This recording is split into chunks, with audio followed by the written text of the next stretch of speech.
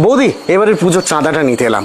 গতবারে তো 2000 ছিল, এবারে কি 500 বাড়াই? হ্যাঁ ভাই, আমরা তোমাদের পুজোর সর্বাঙ্গীন সাফল্য কামনা করি, কিন্তু আমরা এবারে পুজোর চাঁদা দিতে পারবো না। কেন বৌদি?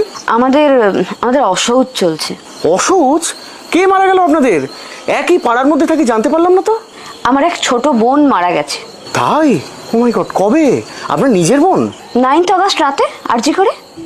সে শুধুমাত্র এখন আমার বোন না, সে এখন সবার বোন, সবার দিদি, সবার মেয়ে। আপনি ইয়ার কি করছেন বৌদি? অ্যামাউন্ট কমাতে হলে বলুন না, কমিয়ে দিচ্ছি, অসুবিধা নেই। আমি সিরিয়াসলি বলছি, এটা সামাজিক শোক, এটা রাষ্ট্রীয় শোক, ভুলো না কিন্তু। মানছি, কিন্তু এইটার জন্য দুর্গাপুজোর চাঁদা? আমাদের বাড়িতে কোনোদিন চাঁদা কমানোর দরকার পড়েছে বলেছি কোনোদিন? না তা না, তবে যতদিন না সুবিচার পাচ্ছি ততদিন এই অসহজ পর্ব চলবে।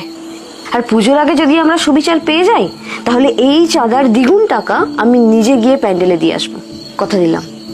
দেখুন, আপনারা তো লেখাপড়া শিখেছেন, আপনাদের মর্জি, যা ভালো মনে হয় তাই করবেন। এলাম। এসো।